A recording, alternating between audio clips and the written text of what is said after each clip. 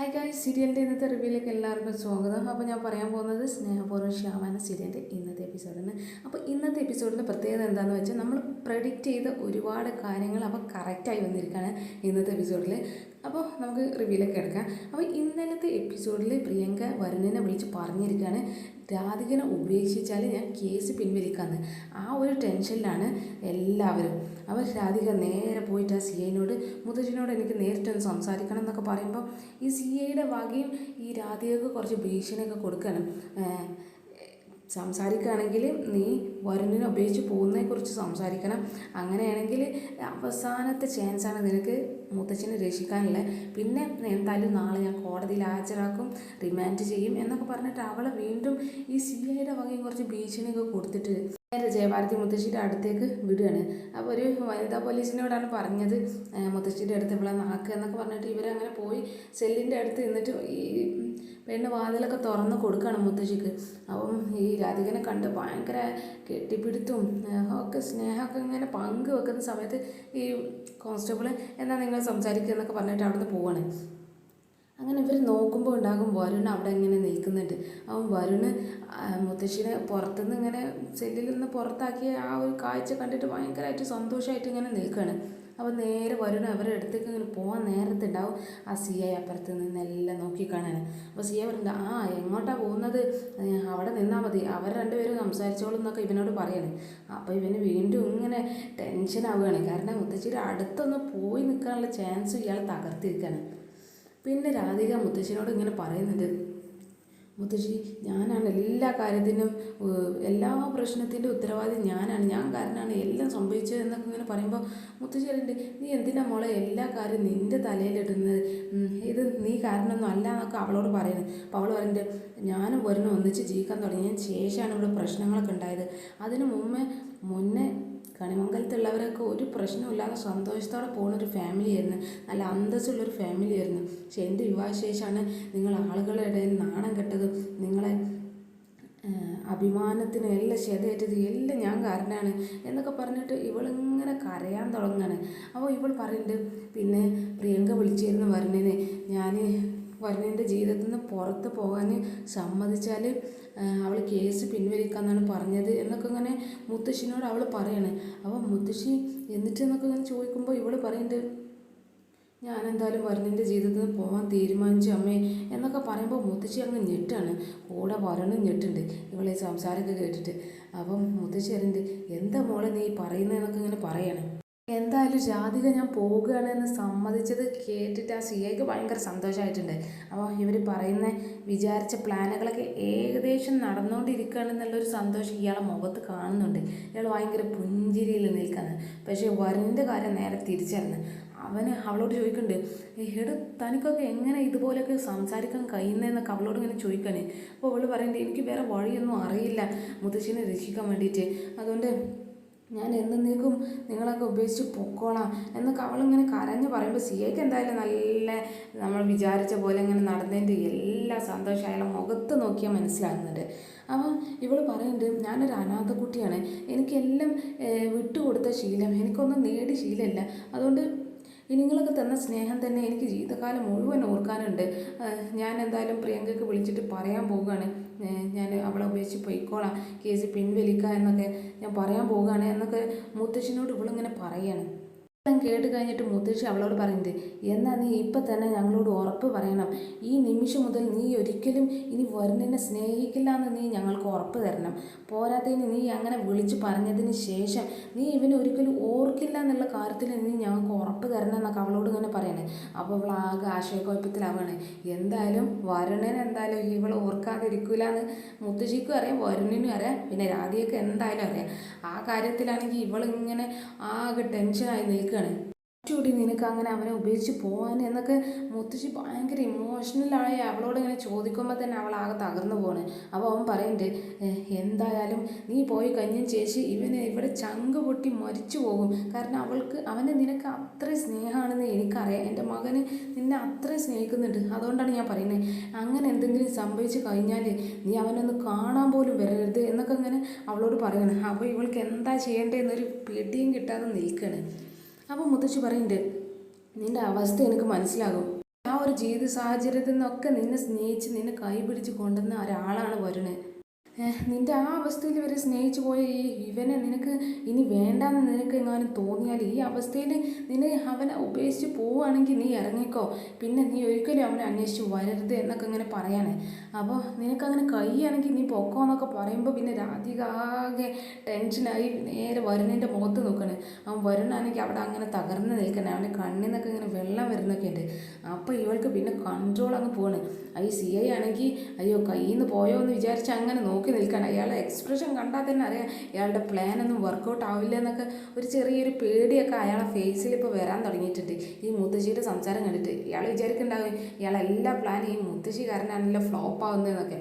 ഇവൾ നേരെ വരുണിനെ നോക്കിയിട്ട് വേഗം ഓടിപ്പോയി അവനെ അങ്ങ് ഹഗ് ചെയ്യുന്നത് കണ്ടപ്പോൾ പിന്നെ CIയുടെ എക്സ്പ്രഷൻ അങ്ങ് മാറാണ്. അയാൾക്ക് ദേഷ്യം അങ്ങനെ വരികയാണ്. എല്ലാം ഫ്ലോപ്പായല്ലോ എന്നുള്ള മട്ടിലാണ് അയാൾ നിൽക്കുന്നത്.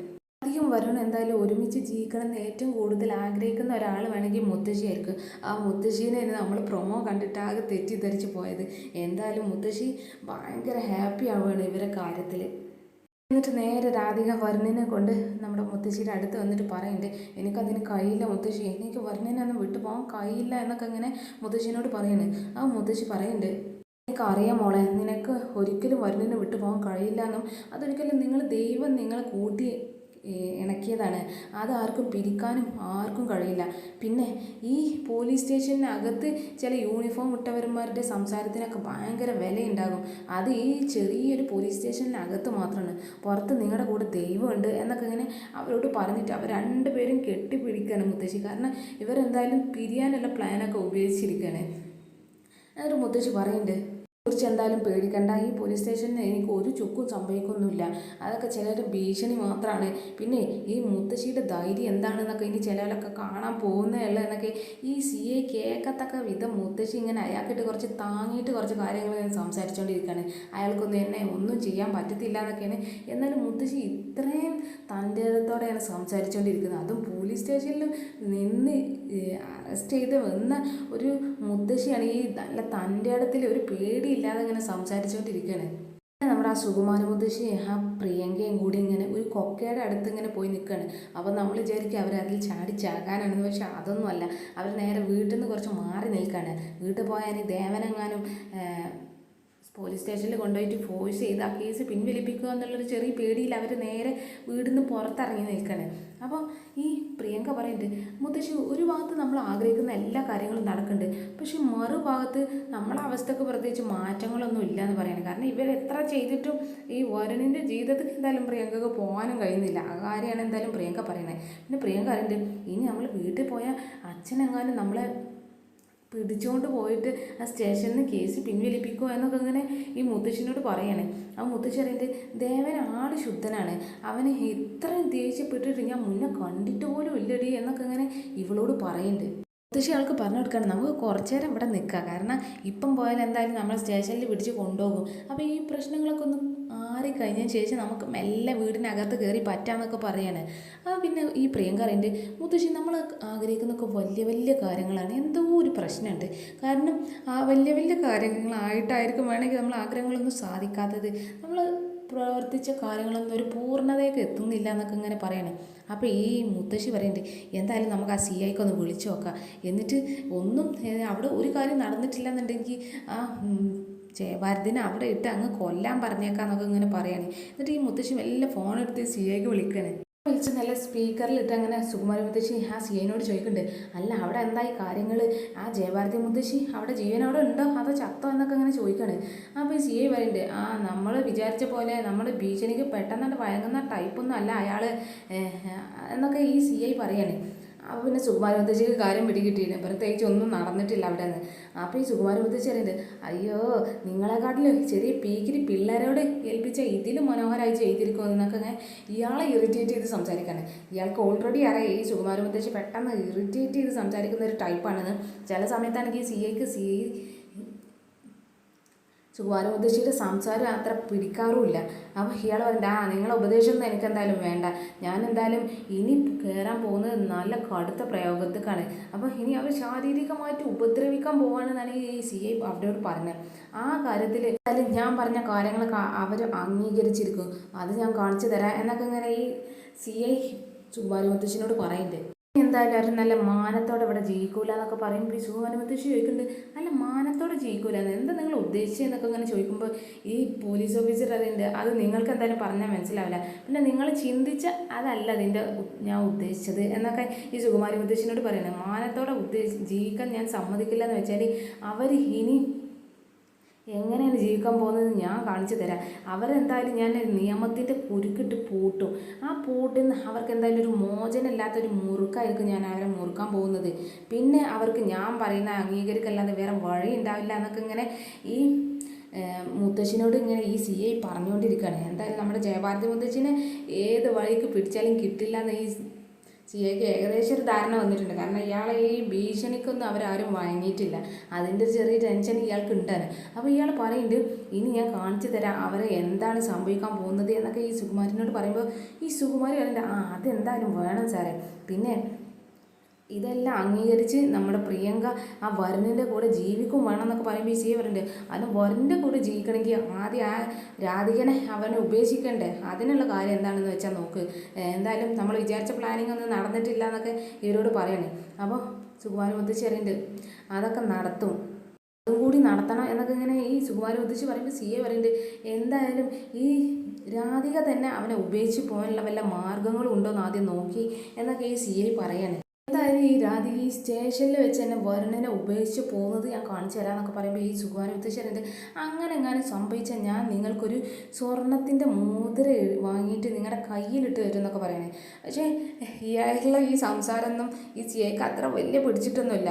അപ്പോൾ ഈ CI പറയുന്നുണ്ട്, എന്തായാലും നിങ്ങളിങ്ങനെ ഇടയ്ക്കിടയ്ക്ക് ഇങ്ങനെ വിളിച്ച് ഇങ്ങനെ അന്വേഷിക്കൊന്നും വേണ്ട, എന്തായി എന്ന്, എന്തെങ്കിലും കഴിഞ്ഞ് നടന്നിട്ട് ഞാൻ നിങ്ങളെ വിളിച്ച് അങ്ങോട്ട് അറിയിച്ചോളാം എന്നൊക്കെ പറഞ്ഞിട്ട് ഇയാൾ ഫോൺ വെക്കുകയാണ്. ആ ഫോൺ വെച്ചതിന് ശേഷം ഈ സുകുമാരി മുത്തശ്ശിനോട് പ്രിയങ്ക പറയാണ്, മുത്തശ്ശി നമ്മൾ കളിക്കുന്നത് എന്തായാലും കണിമംഗലത്തുകാരോടാണ്, ആ CIനെക്കാട്ടിലും എത്രയോ ഉയരത്തിലാണ് ഇവരുടെ സ്ഥാനം, പിന്നെ അച്ഛന് വിളിച്ചാൽ കിട്ടാത്ത പോലീസുകാരില്ല, ആരെ വിളിച്ചാലും അച്ഛന് കിട്ടും, പിന്നെ ഈ കേസിൽ നിന്നൊക്കെ അവർക്ക് ഈസി ആയിട്ട് ഊരിപ്പോരാൻ കഴിയുന്നതല്ലേ, പിന്നെ വേറൊരുത്തി ഉണ്ടല്ലോ ആ കറുത്ത വസ്ത്രത്തിലുള്ള ആ ദൈവം ഫിദാമേഡം, അവരും ഒക്കെ ഇറങ്ങിയിട്ടുണ്ടാകും, എന്തായാലും അവർക്ക് ഈസി ആയിരിക്കും ഈ കേസിന് ഊരാനെന്നാണ് പ്രിയങ്കക്ക് ചെറിയൊരു പേടിയൊക്കെ ഉണ്ട്. കാരണം ഇവരെ കയ്യിൽ കുറച്ച് പവർഫുൾ ആയിട്ടുള്ള ആളുകൾ ഉണ്ടെന്ന് എന്തായാലും പ്രിയങ്കക്ക് നല്ല ധാരണ ഉണ്ട്. ഇതൊന്നും അറിയാതെയാണ് അവൾ നേരെ രാധികനോട് ഉപേക്ഷിച്ച് പോകാനൊക്കെ പറഞ്ഞത്. പക്ഷെ സുകുമാരി മുത്തശ്ശി പറയുന്നുണ്ട്, എടി അതിന് ഇവരൊക്കെ ഇപ്പോഴേ ഇറങ്ങി കഴിഞ്ഞിട്ടുണ്ടാകും, പക്ഷെ അവരൊക്കെ ഇറങ്ങി ശ്രമിച്ചിട്ടും ഒന്നും നടക്കാതിരുന്നത് എന്തുകൊണ്ടാണെന്നറിയോ എന്നൊക്കെ അവളോട് ചോദിക്കുന്നുണ്ട്. എന്നിട്ട് പറയുന്നുണ്ട്, ഇതുവരെ അവർക്ക് നമ്മുടെ മുത്തശ്ശീനെ ജയിലിൽ നിന്ന് ഇറക്കാനൊന്നും സാധിച്ചിട്ടില്ലല്ലോ, അതിനർത്ഥം എന്താ, അവരെ വിചാരിച്ച കാര്യങ്ങളൊന്നും അവരെ കൊണ്ട് നടത്താൻ കഴിഞ്ഞിട്ടില്ല, അവർക്കൊന്നും നടത്താൻ സംഭവിച്ചിട്ടില്ല എന്തായാലും അവിടെ, അതുകൊണ്ടാണ് അവരിപ്പോഴും അവിടെ ജയിലിൽ കിടക്കുന്നത് എന്നൊക്കെ സുകുമാരി മുത്തശ്ശി അവളോട് പറയണം.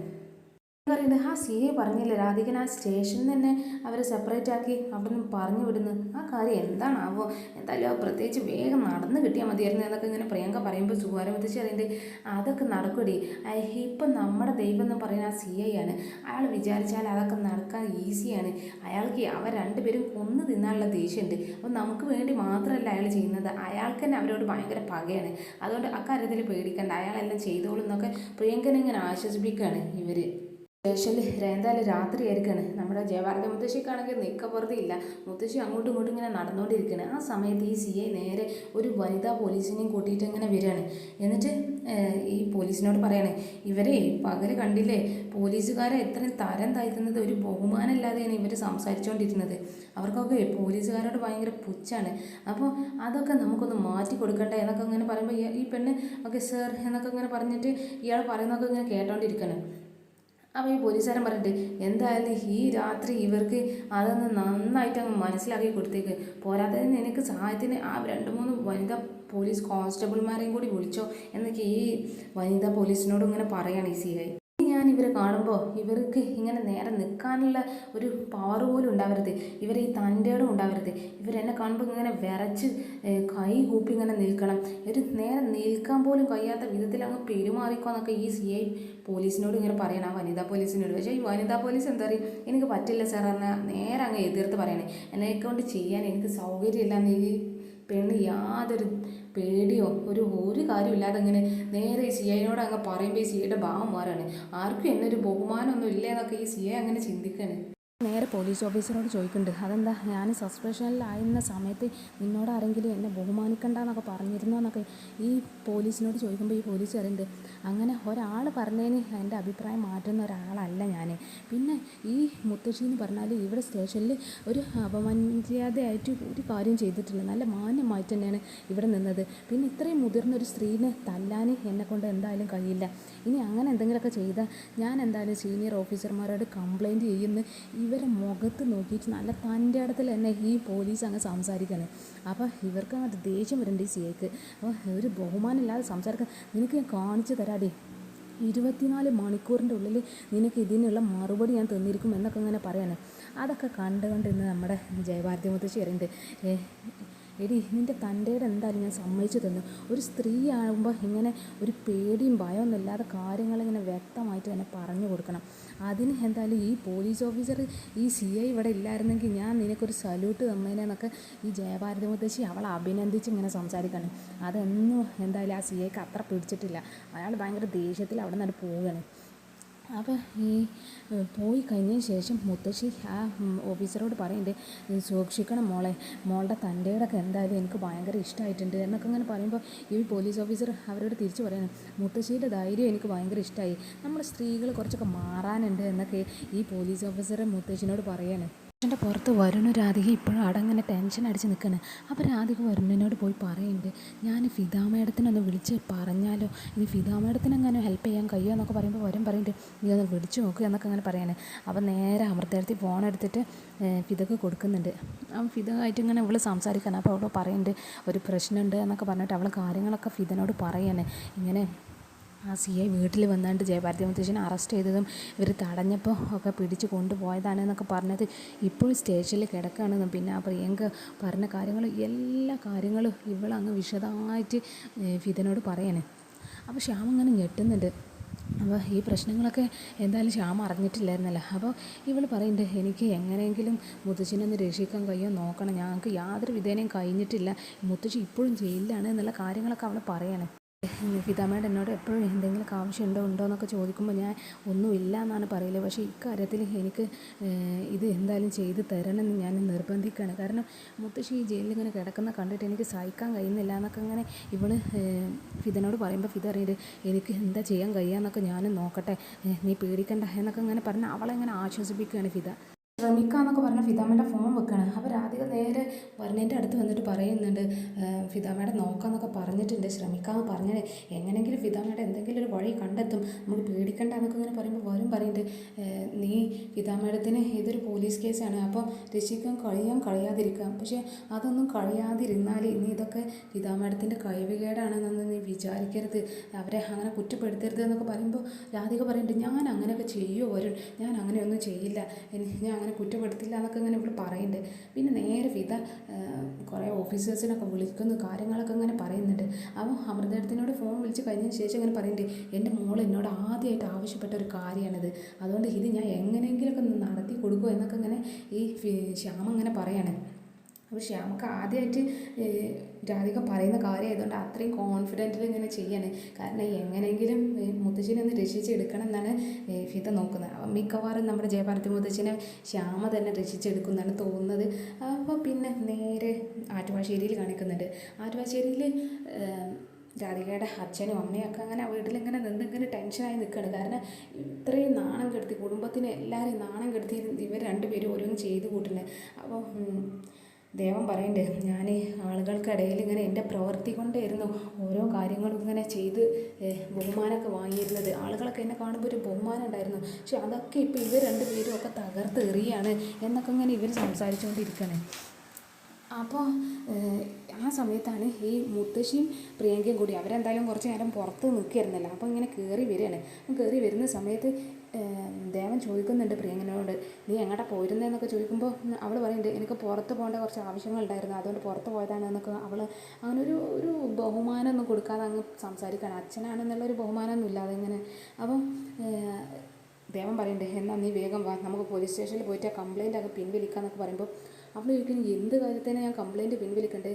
ഞാൻ കംപ്ലയിൻറ്റ് കൊടുത്ത് ശരിയായ വ്യക്തമായ ധാരണ ഉള്ളത് കൊണ്ട് തന്നെയാണ് ഞാൻ കംപ്ലയിൻറ്റ് കൊടുത്തത്. എൻ്റെ കംപ്ലയിൻറ്റ് ഒന്ന് വായിച്ച് നോക്കിയാൽ മതി, എൻ്റെ പരാതി വായിച്ച് നോക്കിയ കാര്യങ്ങളൊക്കെ അച്ഛന് മനസ്സിലാകും എന്നൊക്കെ ഇങ്ങനെ പറയണേ.